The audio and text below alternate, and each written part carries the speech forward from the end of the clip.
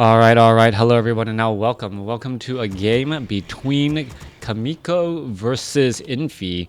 This game taking place here on Concealed Hill. I believe it's Chaemiko versus Infi. Let me triple check. It is Chaemiko versus Infi here on Concealed Hill, as we're looking at Infi spawning as the red orc player over here on the bottom left-hand side of the map. Meanwhile, over here on the top right, we have Chaemiko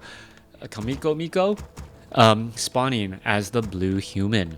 Concealed Hill 1v1. Looking forward to a great matchup, human versus orc. But I don't know if Moon is called the fifth race. I don't know what to call Infi. Like Infi plays all of the races, all in a way you don't seem to expect. I really don't know what to make of it. He's able to come at you with this weird composition of units, and normally those weird composition of units, you know, like they don't jive together, they don't work out well. But Infi seems to be able to think up and create these strategies seemingly on the fly that end up doing a lot of damage. Now, if I had to make a bet, I assume this is going to be a Farseer. Yes, it is going to be a Farseer on this map here. We don't see a barracks. We don't see that Voodoo Lounge, meaning that we want a very fast tech to tier 2. For all of you guys going to DreamHack Anaheim, I would actually be really surprised if any of the 15 current viewers were going to DreamHack Anaheim. You'll definitely see me there. I'll be at the WarCraft 3 section.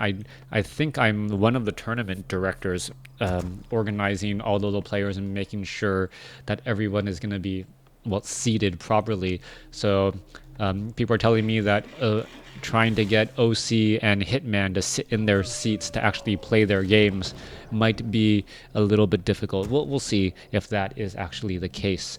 Alright, Farseer with double Spirit Wolves making their way out across the map here, running out across the field, and well, just doing what you would expect the Farseer to do. He's going to try and harass, and you can take a look here. The militia actually haven't taken that much damage, and there are a good number of footmen out here as well. You're going to see a little bit of an exchange of blows. The Spirit Wolves do deal quite a bit of damage, but that additional Ring of Protection +3 will help out tremendously. As the Farseer now retreats back here, let's take a look back off to the north. We do not see an Arcane Tower, but there are plenty of peasants here, and we could be... I like this change by Chaemiko. Normally, with the number of peasants that you are looking at, you would assume that it would be a fast expansion. Instead, he is actually opting to upgrade the tier 2 quickly. He could end up having a lot more lumber than he would like, but this is a perfect opportunity to perhaps do a delayed tech to tier 2 or a delayed expansion as well. Now, Arcane Tower finally getting set up. Two entrances into this space, one on the far side here. Water Elemental going to get in a position. Archmage says, you know what, you do no good here. I am going to shoo you away, as they back off. Archmage sitting at level 1 with Ring of Protection +3. Scout Tower is down. You're going to see more damage getting added in. Farseer are going to look to back up again. What is going to be going down here, as the Spirit Wolves could end up getting taken down? They are taken down, but once again, Infi saying, you know what, no experience for you. Denying with those Spirit Wolves, just re-summoning them over and over and causing quite a bit of harassment. With this, though, we got to see what Infi is doing back at home.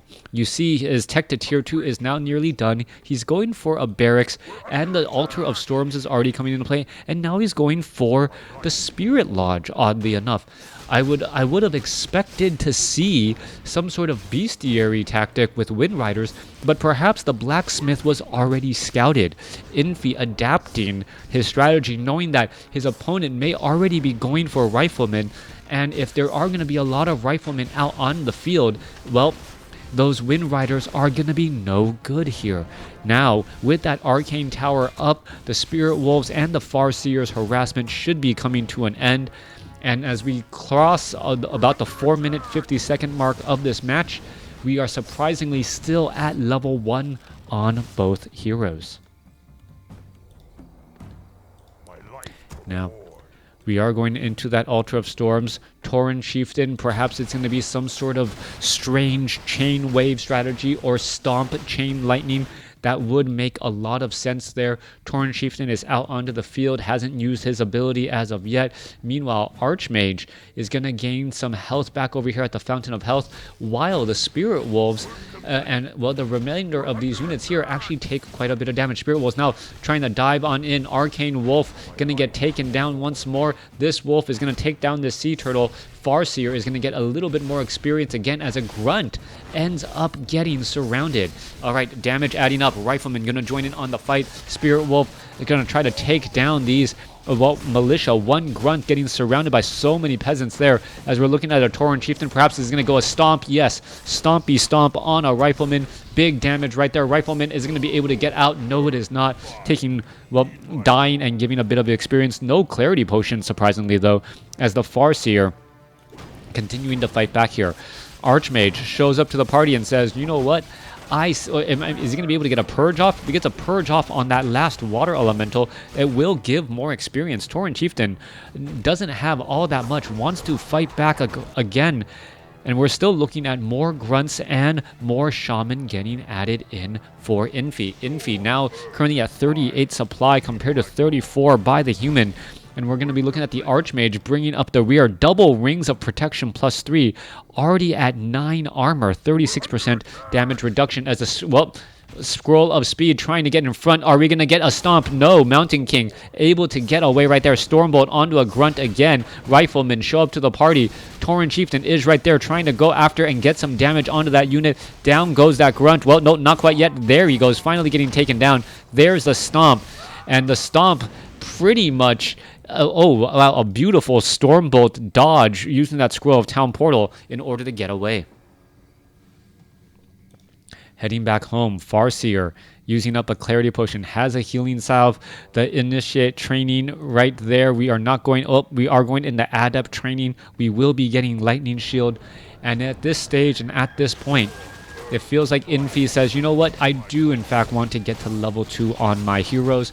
Let me step off the gas just a little bit and do a little bit of creeping in my neck of the woods just in case I want a possible expansion as well.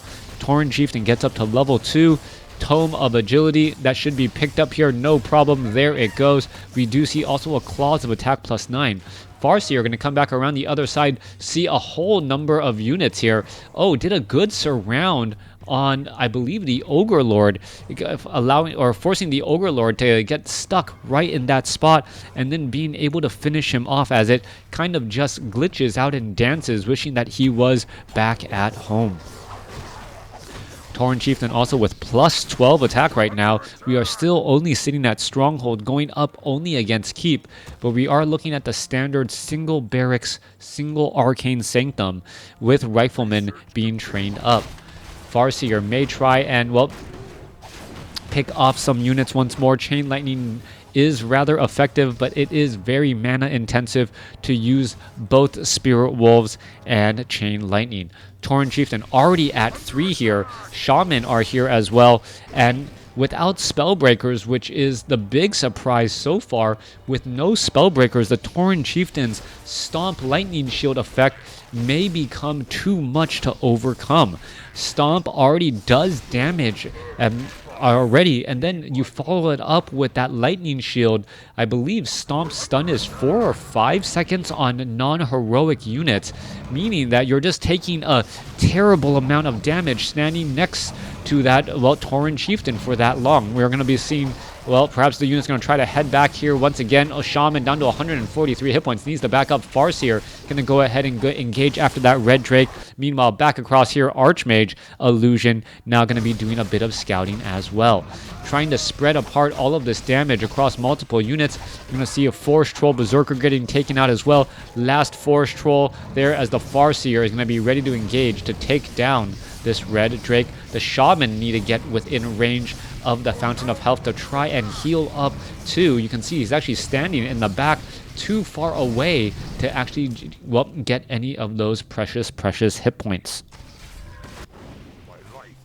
Illusion Archmage scouts out the Great Hall. Meanwhile, Chaemiko going to be setting up an expansion of his own, picks up the Pure of Vitality, exactly what an Archmage needs in order to not, well, get melted instantaneously from large amounts of, well, does not get melted by direct magic damage. Or any sort of range damage for that fact. We're under attack.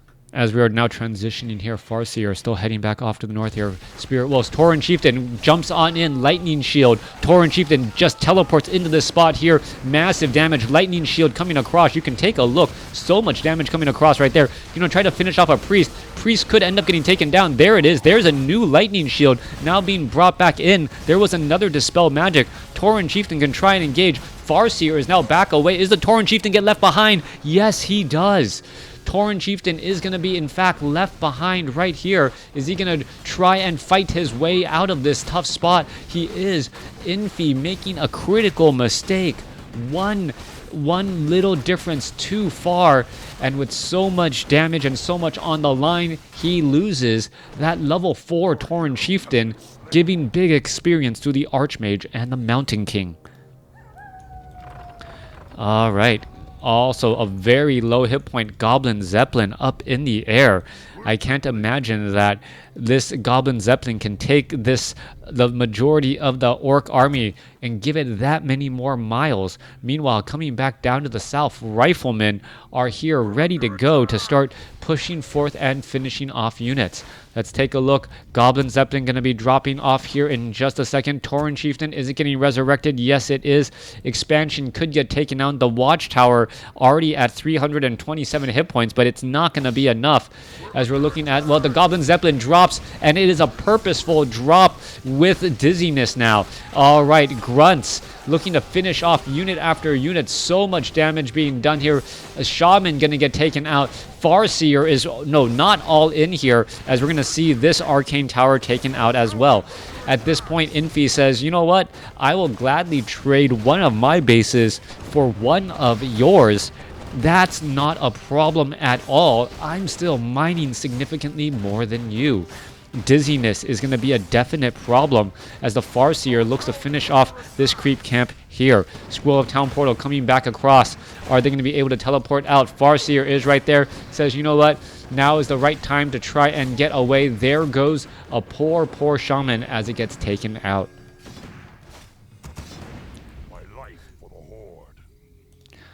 Expansion being looked to be rebuilt. New peasants need to be trained back up. More peasants joining that gold mine line. Farseer is here, ready once more. Tauren Chieftain is about to hit out onto the field. Shaman are going to have plenty of mana going into that next battle, and perhaps be able to get a large number of purges off.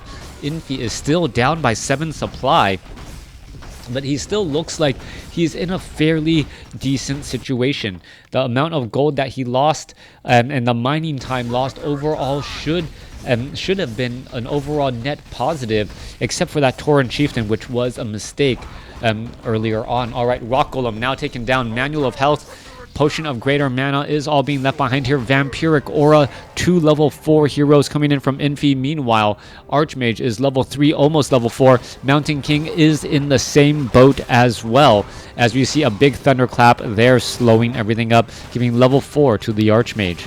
Now with 3 Priest out, Inner Fire being stolen, the Spellbreakers, Spellbreakers could cause a problem as the Tauren Chieftain is pretty weak to mass Spellbreakers. Stomp makes it so that Tauren Chieftain really doesn't want to be in that front line since the Spellbreakers are immune to it.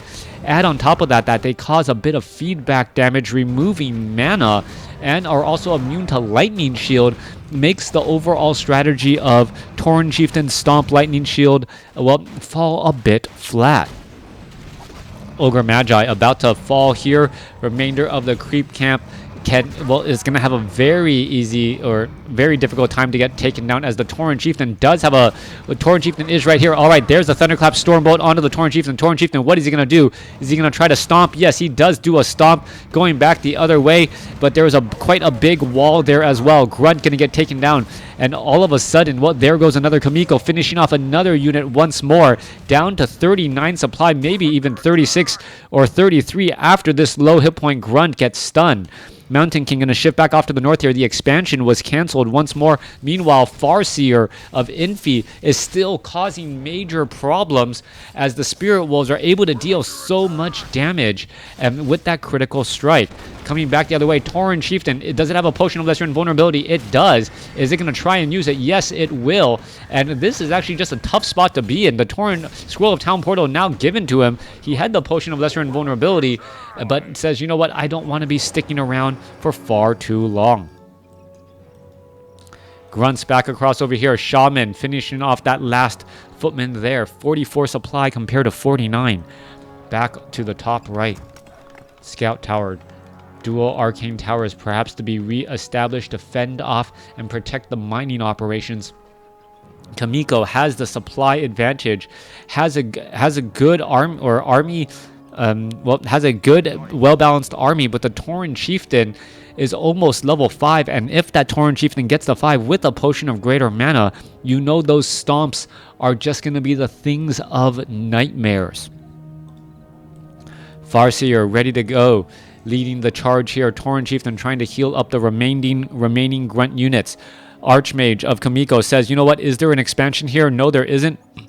That's perfect. I can now try and engage as the scout towers are still not yet up and running. Back down here, one poor peasant there. We are going to be in an engagement. Are we going to take a look at, yes, burrows are finally taking in some units as well, as the Great Hall, the stronghold, could end up getting taken down. Damage is getting added in once more. Scout tower taking a lot of damage here. No Tauren Chieftain, no shockwave possible as the units are trying to make their way across into the back. Chain lightning eating through some of those units there, but not going to be that effective. However, in come all of these units now. Goblin Zeppelin picking up multiple peasants, which the lightning shield would have dealt terrible damage to. There's a disenchant to stop all of that in its tracks. Back down to the south, Lone Mountain King still here, ready to go. Well, nope, decides to back away again. Tauren Chieftain sitting at level 4, Purge strictly onto that Water Elemental, taking him nearly out. Lightning Shield now onto the Tauren Chieftain. Tauren Chieftain could try and use, well, there's another big stomp. Units not able to easily get inside that Goblin Zeppelin anymore. Meanwhile, Grunts are taking massive damage as they're going to be forced to back up again. Lightning Shield eating through peasants and footmen. Wow, the low hit point footman, how is he still alive? Able to back away at 28 hit points. Back again, Mountain King looking to turn in the other way. Spellbreakers joining in. Spellbreakers going to get finished off. There's a Lightning Shield. Is he going to be able to make it to the back line? Archmage shows up, only gets stomped on with those Riflemen as well. You can take a look. So much damage there as the Rifleman gets another big stomp as well. Lightning Shield finishing off so many of those back line units as he's still trying to shake or make their way over. All right, Infi starting to make a big play here, and he has done it. Infi taking out Chaemiko here on Concealed Hill with some effective Tauren Chieftain stomp play, even though he was behind for quite a bit of time. Thanks for watching. Thanks for listening. Hope you guys enjoyed it.